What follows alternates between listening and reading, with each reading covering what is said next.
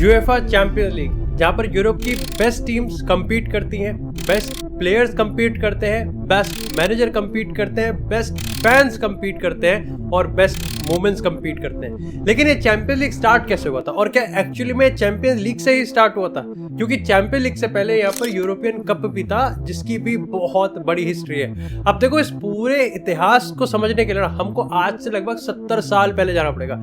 बात है असल में यहाँ पर 1954-1955 की। एक मैच हुआ था जिसको कहा जाता है कि जहां से ये आइडिया ओरिजिनेट हुआ था कि भाई यूरोप में भी एक टॉप प्रीमियर कंपटीशन होना पड़ेगा, जिसका नाम आगे चल के लगभग 40 साल लग गए चैंपियंस लीग होने में। असल में बात है यहाँ पर एक मैच की, जो कि है वुल्वरहैम्पटन वर्सेस हॉर्नवेट का। अब देखो, वुल्व्स थी एक यहाँ पर इंग्लिश टीम और हॉर्नवेट थी एक हंगरी टीम। लेकिन इन मैच का जो सिग्निफिकेंस था ना, वो आप कह सकते हो कि उसका इम्पैक्ट यूरोपियन कंट्रीज के अक्रॉस बहुत ज्यादा था। और इसके लिए थोड़ी बैक स्टोरी समझते हैं। असल में बात था यहाँ पर इंग्लिश का। देखो, इंग्लैंड ने फुटबॉल दिया है दुनिया को, ये बात सबको पता है, और उन्होंने उस पर काफी राज भी किया। लेकिन धीरे धीरे जैसे जैसे वर्ल्ड ने फुटबॉल को अडेप्ट किया, उसमें इन्वेंशन आई, उसमें इनोवेशन आई, उसमें टेक्निक आई, उसमें स्ट्रक्चर आया, और उसमें यहाँ पर बहुत बड़े बड़े लोगों का दिमाग भी आया। और जैसे जैसे वर्ल्ड ने फुटबॉल को अडॉप्ट किया, वैसे वैसे इंग्लिश के डोमिनेंस भी धीरे होती रही। ये अब इंग्लिश पीपल को ये कहाँ मंजूर था? ऐसे में यहाँ पर 1950s की हम बात करें तो ये जो खींचातानी थी ना कि फुटबॉल को डोमिनेट करता कौन, या फिर फुटबॉल पे हेजिमनी है किसकी, ये अपनी पीक पे चलेगी। और ऐसे में स्टार्ट हुई एक ऐसी राइवलरी की जिसने इंग्लैंड को ह्यूमिलिएट किया पूरी दुनिया के सामने। असल में मैच था यहाँ पर हंगरी का, और उस टाइम हंगरी को लीड कर रहे थे यहाँ पर फेरेंक पुस्कस, और पुस्कस की टीम यहाँ पर इंग्लैंड जाती है। और जब इंग्लैंड का ये मैच होता, क्योंकि ये स्पेशल इसलिए था क्योंकि इंग्लैंड अपनी जमीन पर इंटरनेशनल पहला मैच खेल रही थी। ऐसे में हंगरी ने इंग्लैंड को 6-3 से रौंद दिया। 6 महीने बाद जब रीमैच हुआ तो यहाँ पर हंगरी के होम पे हुआ, जहां पर तो इससे भी बदतर स्कोर लाइन थी, क्योंकि वहां पर इन्होंने 7-1 की स्कोर लाइन से हराया। ऐसे में यहाँ पर इंग्लैंड की हेजिमनी फुटबॉल से गायब हो गई। ये इंग्लैंड को कतई मंजूर नहीं था। लेकिन अगर क्लब लेवल की बात करें तो उसी टाइम वुल्वरहैम्पटन ने कुछ फ्रेंडलीज को रखा था, और हंगरी नेशनल टीम के जो मेजोरिटी ऑफ द प्लेयर्स थे वो एक क्लब में खेलते थे, जो थी हॉर्नवेट। जब वुल्वरहैम्पटन और हॉर्नवेट का मैच हुआ तो ये इतना ज्यादा बड़ा हेडलाइन बन चुका था कि बीबीसी ने इसका सेकंड हाफ टीवी पे लाइव ब्रॉडकास्ट किया था, और इस मैच में वुल्वरहैम्पटन की जीत हो जाती है। और इसके बाद यहाँ पर इंग्लिश मीडिया ने तरह तरह की खबरें छापना स्टार्ट कर दिया, और इसी में डेली मेल ने यह क्लेम कर दिया कि वुल्वरहैम्पटन यूरोप में सबसे बेहतरीन टीम है। अब ये चीज इंग्लिश में सेलिब्रेट हो रहा था। भाई, बाकी कंट्रीज के एडिटर या फिर फुटबॉल हेजिमनीज की बात करें तो उनको कहां मंजूर थी। ऐसे में यहाँ पर फ्रेंच एक जो न्यूज लेटर है ले क्विप, जो कि आज के दिन भी फंक्शन है, उनके एक एडिटर हुआ करते थे। उनको ये चीज इतनी खटकी कि उन्होंने यहाँ पर इसका रिप्लाई करके एक आर्टिकल लिखा, और ये कहा गया कि अगर वुल्वरहैम्पटन और इंग्लिश पीपल को अगर इतना ही गर्व है अपनी टीम का, best team in the Europe का, तो क्यों ना कंपटीशन स्टार्ट कर लेते हैं। और यहीं से ही आइडिया ओरिजिनेट हुआ यूरोपियन कप का। अब देखो, मामला कुछ इतना सीधा नहीं था, और रास्ता तो बिल्कुल भी सीधा नहीं था। असल में इस पॉइंट तक आपको समझना पड़ेगा कि कंपटीशन यूरोप का था, लेकिन उसमें जो पार्टिसिपेशन था वो सिर्फ सेंट्रल और ईस्टर्न यूरोप की कंट्रीज थी। लेकिन ले क्विप का जो यहाँ पर आइडिया था वो सिंपल था कि भाई यूरोप की सारी बड़ी क्लब को, सारे बड़े जो टीम्स हैं, उनको एक टूर्नामेंट में बैठवाएंगे। अब यहाँ से आपको क्रोनोलॉजी समझनी पड़ेगी। देखो, बात है यहाँ पर 2 मार्च 1955 की। यहाँ पर यूएफा की एक मीटिंग होती है जिसमें ले क्विप के लोगों को सबसे पहला आइडिया प्रपोज करने का मौका मिलता है, और यहाँ पर वो सबको एक तरीके के रूबरू करवा देते हैं कि भाई देखो, यूरोपियन कंपटीशन होगा और उसमें सारी टीम्स खेली जाएंगी, 16 टीम होंगी, यहाँ पर नॉकआउट मैचेस होंगे। इसी के साथ यहाँ पर 4 मार्च 1955 को यहाँ पर बाकी की कंट्रीज, ऐसा नहीं था कि सारी कंट्रीज एग्री करती थी कि भाई एक यूरोपियन कंपटीशन होना जरूरी है, क्योंकि जैसे मैंने तुमको बताया कि एक कंपटीशन ऑलरेडी एग्जिस्ट करता था जिसका नाम था मित्रोपा कप। उसमें सेंट्रल और ईस्टर्न यूरोपियन कंट्रीज का था। तो ऐसे में यहाँ पर 2 दिन बाद ऑस्ट्रेलिया की बात करें, हंगरी की बात करें, इटली की बात करें, ये सारे के सारे एक मीटिंग करते हैं जिसमें बात की जाती है कि भाई मित्रोपा कप को ही कैसे रिवाइव किया जाए। इसी के साथ इसी चीज को काउंटर करने के लिए अगले 1 महीने में एक और मीटिंग होती है, और इसमें यहाँ पर अगर ले क्विप के एडिटर्स की बात करें तो वो रियल मैड्रिड और बड़े बड़े क्लब्स के प्रेसिडेंट को बुलाते हैं और उनको होटल में कन्विंस कर लेते हैं कि भाई यूरोपियन कंपटीशन ही अब कहीं ना कहीं एक रास्ता है और हम इसको लागू करने वाले हैं। अब यहां तक यूएफा का अभी तक कोई एंट्री नहीं थी, सिर्फ ले क्विप और बड़े बड़े क्लब्स के प्रेसिडेंट थे। लेकिन यहाँ पर एक सबसे बड़ी दिक्कत की बात थी कि भाई फाइनेंशियली मुद्दा कैसे उठाया जाएगा। ऐसे में यहाँ पर बहुत प्रपोजल आए कि भाई इतना % इसको दे देंगे, इतना % इसको दे देंगे, लेकिन अल्टीमेटली यहाँ पर रियल मैड्रिड के प्रेसिडेंट सैंटियागो बर्नाब्यू का ही प्रपोजल आया कि भाई एक मैच का टोटल इनकम 2 हिस्सों में बढ़ जाएगा, 50% एक पार्टिसिपेंट पे और 50% दूसरे पार्टिसिपेंट पे। इसमें भी यहाँ पर सैंटियागो बर्नाब्यू ने एक चालाकी करी। उनको पता था कि सैंटियागो बर्नाब्यू सबसे बड़ा स्टेडियम है यूरोप में, तो भाई उनको ज्यादा पैसा मिलेगा, और यही प्रपोजल लास्ट में फाइनलाइज हुआ। इसके बाद अगर हम बात करें यहाँ पर 10 अप्रैल की, लगभग एक हफ्ते बाद ही यहाँ पर यूएफए ने इस चीज को मना कर दिया कि वो यहाँ पर यूरोपियन कंपटीशन को पार्टिसिपेट नहीं होने देंगे और ना ही उसको ऑर्गेनाइज करेंगे। असल में बात ये थी कि यूएफए को ये बहुत ही रिस्की लगता था और वो चाहते थे कि भाई जो ऑफिशियली एग्जिस्टिंग यूरोपियन कंपटीशन है जो कि है मित्रोपा कप, भाई उससे हमको क्यों हटना है। वो चाहते थे कि ये फाइनेंशियल प्रूफ है। असल में आपको मित्रोपा कप का एक स्टाइल बताऊं तो उनका सिस्टम बहुत सिंपल था। भाई जो भी शहर, यानी कि अगर बार्सिलोना की बात करें, इसमें बार्सिलोना भी थी, इसमें बुदापेस्ट भी थी, इसमें इटली भी थी, इसमें पेरिस भी थी। इटली मतलब इटली के भी 2-3 शहर थे। उनका सिस्टम बहुत सिंपल था कि भाई जो भी यहाँ पर ट्रेड फेयर करता है वो ही ऑर्गेनाइज करेगा, यानी कि यूएफए को अपना कट मिल जाता था और ऑर्गेनाइज करने की सरदर्दी भी नहीं रखनी होती थी। लेकिन यहाँ पर इसी मीटिंग में वो कंफर्म करते हैं कि भाई बार्सिलोना, पेरिस और बड़े बड़े जो क्लब हैं वो यूरोपियन कंपटीशन में पार्टिसिपेट नहीं करेंगे। लेकिन धीरे धीरे यहाँ पर यूरोपियन कंपटीशन का मामला तो बढ़ रहा था। ऐसे में चीजें इतनी गर्म हो जाती कि फीफा को इंटरवीन करना पड़ता है और 7 मई 1955 को फीफा यहाँ पर यूएफए की टीम को बुलाती है और कहती है कि भाई देखो इस मामले को आज ही निपटाएंगे। ऐसे में यहाँ पर लेग क्विक को जो एक बार फिर से मौका मिलता है तो वो कन्विंस करने में सक्सेसफुल हो जाते हैं और यहीं से ही स्टार्ट होती है हमारी यूरोपियन कंपटीशन की कहानी, जिसमें सबसे पहले 16 टीम्स को फाइनलाइज किया गया। स्टार्टिंग से ही राउंड ऑफ 16 के मैचेस रख दिए गए, यानी कि कोई ग्रुप मैचेस नहीं थे, पहले ही नॉकआउट होगा, 2 लेग का टाई होगा। और मैं आपको बता दूं यहाँ पर चेल्सी को भी इन्विटेशन मिला था, लेकिन अल्टीमेटली चेल्सी बाहर हो गई क्योंकि इंग्लिश कैलेंडर की वजह से यहाँ पर वो अलॉट नहीं कर सकते थे इतने सारे गेम्स। और इसी के साथ हमारी स्टार्ट होती है यूरोपियन कप की कहानी, जिसके पहले ही 5 साल में उस टीम का दबदबा रहा जिस टीम का बहुतों के हिसाब से आज भी है, और वो कोई और नहीं बल्कि रियल मैड्रिड है। सैंटियागो बर्नाब्यू की क्लेवर प्लानिंग इस चीज का प्राइम एग्जांपल था कि 1955 से लेकर 1960 तक कैसे रियल मैड्रिड ने हर एक साल, हर एक सिनेरियो में और हर एक टीम के अगेंस्ट यहाँ पर अपनी डोमिनेंस बरकरार रखी। ऐसे में 1960 का one of the greatest champion league European cup final बताया जाता है, क्योंकि अब आप ऑब्वियसली यहाँ पर फ्रैंकफर्ट को उन्होंने 7-2 की स्कोर लाइन से हराया था, जो कि आप कह सकते हो कि यूरोपियन कंपटीशन की बात करें तो सबसे हाईएस्ट स्कोरिंग फाइनल फिनाले भी रह सकता है। लेकिन इसमें सिर्फ फ्रैंकफर्ट और रियल मैड्रिड का फाइनल ही स्पेशल नहीं था। असल में बात ये थी कि 5 साल की डोमिनेंस देखने के बाद बार्सिलोना में भी अनरेस्ट चालू हो गया था।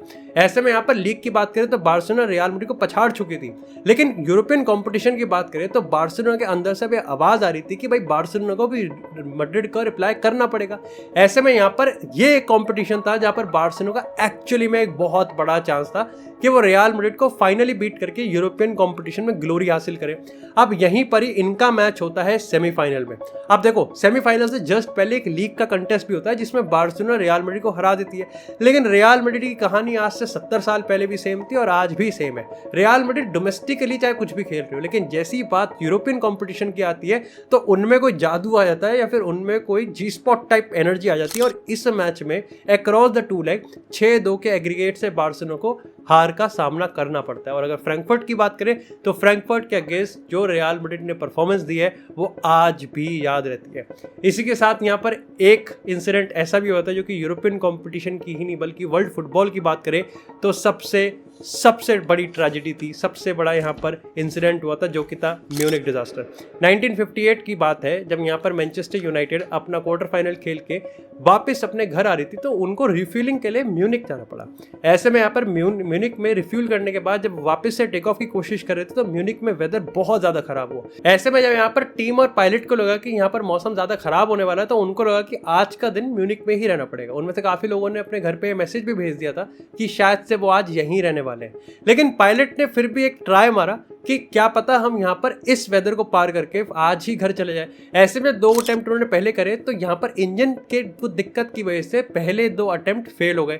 लेकिन जब तीसरा अटेम्प्ट इस खराब मौसम में किया तो एक्चुअली में यहाँ पर जो प्लेन था वो टेक ऑफ करने की जगह यहाँ पर एयर स्ट्रिप पे ही पार कर गया और रोड में जाकर एक घर में भिड़ गया। इसके बाद जब घर में आग लगी तो यहाँ पर प्लेन में भी आग लगी और इसके बाद इमीडिएटली वहीं पर ही 7 प्लेयर्स की डेथ हो जाती है। और यहीं पर ही ख़त्म हो जाता है मैनचेस्टर यूनाइटेड की एक बहुत बड़ी ग्लोरियस टीम। इसी में बात करें तो यहाँ पर सर मैट बस्बी की बात करें तो वो एक बच जाते हैं, वो सर्वाइव कर जाते हैं इस चीज़ को, और उनको लास्ट तक भी बताया नहीं जाता कि मेजॉरिटी ऑफ द टीम यहाँ पर जा चुकी है, यहाँ पर नो मोर है। इसके पीछे रीज़न ये था कि अगर उनको पता चलता तो सडन अटैक की वजह से शायद से उनकी भी जान को खतरा हो सकता था। इस पॉइंट ऑफ टाइम पे यहाँ पर अगर बड़ी बड़ी टीम्स की बात करें तो उन्होंने अपने अपने तरीके से हेल्प देने की कोशिश करी। पूरा का पूरा फुटबॉल वर्ल्ड यहाँ पर इस समय स्टेट ऑफ मोर्न में था। यहाँ तक कि रेड स्टार बेलग्रेड की बात करें तो उनके प्रेसिडेंट ने ये तक कह दिया था कि उस सीजन का जो चैंपियंस लीग था उसमें यहाँ पर मैनचेस्टर यूनाइटेड को ऑनररी चैंपियंस बना देना चाहिए, बट अल्टीमेटली इस आइडिया को रिजेक्ट कर दिया गया। हालांकि मैनचेस्टर यूनाइटेड ने अपना सेमीफाइनल खेला एसी मिलान के अगेंस्ट, बट वहां पर वो हार गए और एसी मिलान फाइनल में जाती है। इसके बाद की अगर अपने यूरोपियन कंपटीशन के अगले चैप्टर की बात करें तो वो भी मैनचेस्टर यूनाइटेड से है, और वो ऐसे है कि यूनाइटेड ने कैसे ट्रेजेडी से एक ग्लोरी हासिल करी लगभग 10 साल बाद। असल में मैनचेस्टर यूनाइटेड की जो बची टीम थी जिसमें सर मैट बस्बी थे, उसके बाद बॉबी चार्ल्टन थे और एक दो प्लेयर और थे। ऐसे में यहाँ पर टीम को अब ये लग रहा था कि भाई सर मैट बस्बी को अब एक नई टीम रिबिल्ड करनी पड़ेगी, जो कि स्टार्ट होती है 1963 के एफए कप ट्रम्प से। साथ ही 1965 में उन्होंने चैंपियनशिप भी जीती, लेकिन सारे ही साल में कहीं ना कहीं यूरोपियन कंपटीशन में एक ना दूसरे रीजन की वजह से वो हार ही जाते थे। ऐसे में फैंस को ये भी लगने लगा कि भाई बॉबी चार्ल्टन की बात करें या फिर बड़े बड़े प्लेयर्स की बात करें तो अब इनका करियर भी रिस्पेक्टिवली एंड होने वाला है। ऐसे में यहाँ पर टीम को और बहुत साल लग सकते हैं शायद से ग्लोरी पे वापस आने के लिए। इसलिए 1968 एक आखिरी चांस लगा बहुत लोगों को कि मैनचेस्टर यूनाइटेड को अगर अभी यूरोपियन कंपटीशन जीतना है तो वो यही साल हो सकता है, और एग्जैक्टली ऐसा ही हुआ। 1968 के इस कंपटीशन की बात करें तो फाइनल 4 की हम बात करते हैं तो यहाँ पर मैनचेस्टर यूनाइटेड थी, जुवेंटस थी, रियल मैड्रिड थी और बेनफिका थी। उस टाइम तक यूरोपियन कंपटीशन में बेनफिका का बहुत दबदबा था। रियल मैड्रिड ऑब्वियसली मैजिकल थी और जुवेंटस से आप कुछ भी एक्सपेक्ट कर सकते थे। बेनफिका वर्सेस जुवेंटस में बेनफिका हरा देती है और वो फाइनल में जाती है। It was a time for real Madrid and Manchester United classic, और मैट बस्बी को ये डर था कि अगर यहाँ पर मैनचेस्टर यूनाइटेड ने रियल मैड्रिड के अगेंस्ट कुछ स्पेक्टेकुलर या फिर आउट ऑफ द बॉक्स नहीं करा ना, तो रियल मैड्रिड का जो मैजिकल टच है कि वो यूरोपियन कंपटीशन को कब अपने हिस्से में पलट देते हैं, ये इसका शिकार मैनचेस्टर यूनाइटेड हो जाएगी। अब अगर ओल्ड ट्रैफोर्ड की बात करें तो मैनचेस्टर यूनाइटेड ने एक लीड ली थी।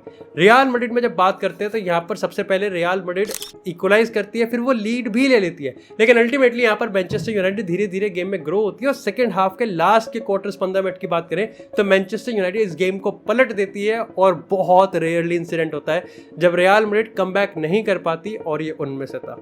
इसी के साथ यहाँ पर मैनचेस्टर यूनाइटेड ने बेनफिका को 4-1 की स्कोर लाइन से हरा के लिटरली 10 साल बाद अपनी ग्लोरी को हासिल किया, और ये मोमेंट बहुत इमोशनल था क्योंकि ट्रेजेडी से उठ के 10 साल लग गए उनको यूरोपियन कंपटीशन की ग्लोरी के बाद, और अगली ग्लोरी के लिए उनको लगभग 31 साल वेट करना पड़ा। इसी के साथ अपने यूरोपियन कंपटीशन के अगले चैप्टर की बात करें तो वो ये है कि एक्चुअली में यूरोपियन कप को यहाँ पर चैंपियंस लीग में बदलने की जरूरत क्यों पड़ी। अब देखो इसके पीछे 2 रीजन थे, लेकिन अगर सबसे बड़े रीजन की बात करें तो सिंपल था कि भाई बड़े बड़े क्लब्स जो होते हैं वो पहले ही राउंड में बाहर हो रहे थे। असल में क्या था कि अभी तक का जो यहाँ पर सिस्टम था वो ये था कि राउंड ऑफ 16 की तरह से मैच स्टार्ट होते थे और 2 लेग में बड़े बड़े क्लब पहले ही बाहर हो जाते थे। इसके 2 प्राइम एग्जांपल बताता हूँ। पहला एग्जांपल तो है 1978 और 79 का। Nottingham forest English club English league जीती थी। ऐसे में उनका पहला ही मैच किसके साथ हुआ? लिवरपूल के साथ। अब लिवरपूल यहाँ पर पिछले 2 बारी की यूरोपियन कप विनर थी और नॉटिंघम फॉरेस्ट ने हरा दिया। ऐसे में लिवरपूल का जो कि बहुत बड़ी क्लब थी, ऑब्वियसली यहाँ पर वो 2 टाइम के विनर भी थे, वो पहले ही राउंड में बाहर हो गए।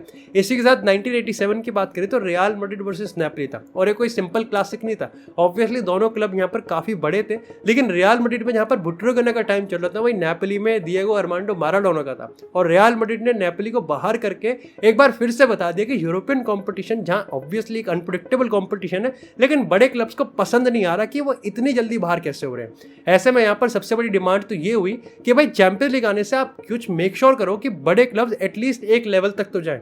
और दूसरा रीजन था कि भाई आप यहाँ पर नंबर ऑफ टीम्स को बढ़ाओ। कैसे करो भाई? आप और टीम्स लेके आओ या फिर मिनिमम गेम्स आप यहाँ पर डेफिनेटली रखो, रिप्रेजेंटेशन को बढ़ाओ।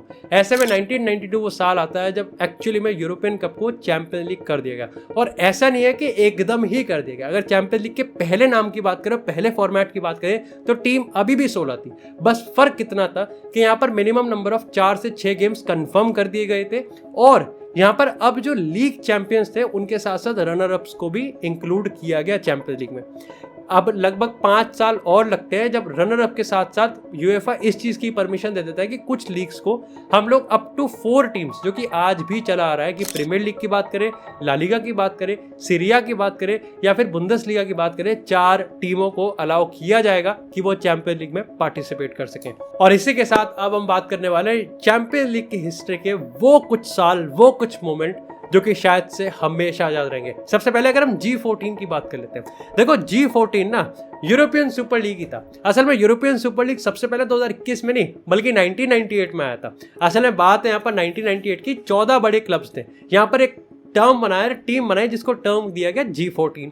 अब इसमें रियल मैड्रिड भी थी, इसमें एसी मिलान भी थे, इसमें बहुत बड़े बड़े क्लब्स थे।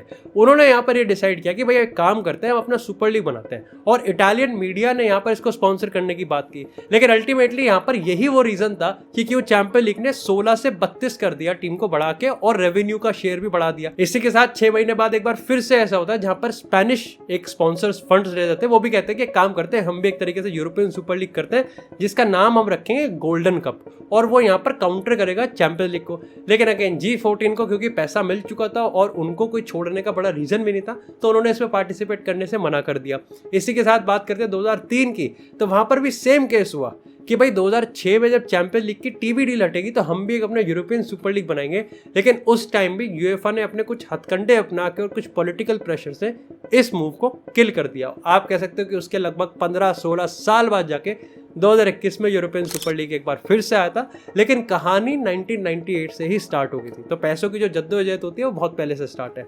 बात करें 1999 की, तो ये वो साल था जब यहाँ पर जैसे मैंने बताया कि 1968 के बाद लगभग 31 साल बाद मैनचेस्टर यूनाइटेड ने एक बार फिर से यूरोपियन टर्फ पे ग्लोरी ली। लेकिन यहाँ पर इस बार उन्होंने बहुत स्टाइल मिली। अब देखो मैनचेस्टर यूनाइटेड ने चैंपियन लीग जीता, लेकिन उसी के साथ उन्होंने ट्रेबल भी कंप्लीट किया था। और इसमें यहाँ पर जो उन्होंने कमबैक किया था बायर्न में इन कैंप न्यू, वो लगभग लास्ट के कुछ 2-3-5 मिनट में आया। इसी के साथ अगर बात करें 2004 की, तो पोर्तो जो कि जोसे मोरिनो जिसको लीड कर रहे थे, उन्होंने पूरी दुनिया को शॉक कर दिया जब उन्होंने डेपोर्टिवो को 3-0 से हराकर चैंपियन लीग जीता। और आप कह सकते हो तो 20 साल बाद 2024 में आप कह सकते हो कि लास्ट टीम पोर्तो ही थी जो कि चैंपियन लीग जीती थी, जो कि अंडरडॉग थी और एक डार्क हॉर्स थी। उसके बाद से मेरे को लगता है कि आज तक कोई भी यहाँ पर डार्क हॉर्स जीती है टीम। इसी के साथ अगर 2005 की बात करें तो लिवरपूल ने जैसे एसी मिलान पे कमबैक मारा था। अब इसमें काफी लोग समझते हैं कि उस मैच की है, लेकिन अगर इसकी स्टोरी लाइन को समझे तो लिवरपूल प्रीमियर लीग में काफी खराब खेल रही थी। लिवरपूल के डोमेस्टिक फॉर्म की बात करें तो वो चेल्सी जो कि उस टाइम के लीडर थे उससे 27 पॉइंट पीछे थे। अब जहाँ पहले ही हाफ में एसी मिलान ने 3 गोल ठोक दिए, 1 माल्दीनी ने और 2 यहाँ पर मिलिटाओ ने। इसके बाद यहाँ पर 6 मिनट के अंतराल ही लिवरपूल ने 3 गोल मारे और फिर फाइनली पेनल्टी शूटआउट पर जाके लिवरपूल 3-2 से ये जीत गई थी। इसी के साथ 2008 की बात करें ऑफ कोर्स मेरे फेवरेट प्लेयर क्रिस्टियानो रोनाल्डो का पहला चैंपियंस लीग फाइनल था, और यहाँ पर उन्होंने चेल्सी के अगेंस्ट पहले गोल मार के लीड दिलवाई, और उसके बाद यहाँ पर उन्होंने मैनचेस्टर यूनाइटेड के जब पेनल्टी शूटआउट हुआ तो वो फेल हो गए। लेकिन अल्टीमेटली यहाँ पर मैनचेस्टर यूनाइटेड ही ये वाला यूसीएल जीत जाती है। और बात करें 2009 की, यहाँ पर आप कह सकते हो कि ये पहला इंस्टेंस था जहाँ पर एक्चुअली में लियोनेल मेसी और क्रिस्टियानो रोनाल्डो आमने सामने होते हैं। लेकिन इस बार पेप गार्डियोला की बार्सिलोना कुछ अलग ही चीज फूंक के खेलती थी, और उन्होंने यहाँ पर मैनचेस्टर यूनाइटेड को अपना नेक्स्ट विक्टिम बनाया और उठाया पेप गार्डियोला का पहला यूसीएल ट्रॉफी।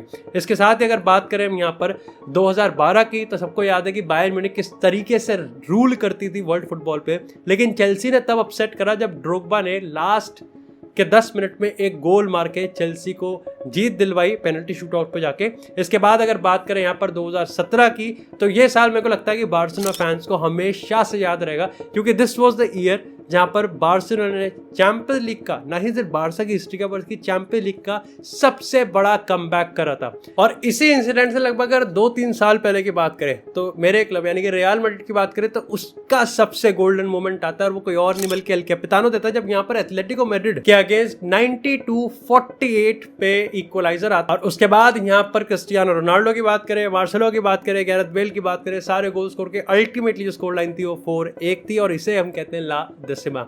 इसके साथ ही अगर हम बात करें यहाँ पर 2016 की, 2017 की, 2018 की, ये वो साल थे जब रियल मैड्रिड ने 3 पीट किया था अंडर जिनेडिन जिडान, जहाँ पर ऑफ कोर्स उसकी जो पूरी स्टार पावर थी, Cristiano Ronaldo, Casemiro, Luka Modric, Toni Kroos, Sergio Ramos, ये सारे के सारे प्लेयर। एंड ऑब्वियसली बहुत अंडररेटेड एक प्लेयर था जिसको इतनी रिकॉग्निशन नहीं मिलती थी, बट वो था केलो नावास। लेकिन ये साल था जहां पर फर्क नहीं पड़ता, ऐसे कहते हैं ना टिपिकल रियल मैड्रिड, फर्क नहीं पड़ता कि डोमेस्टिकली वो कैसे परफॉर्म कर रहे हैं, बट कॉन्टिनेंट में जब बात आती है यूरोपियन कॉम्पिटिशन की, रियल मैड्रिड वाज सुप्रीम।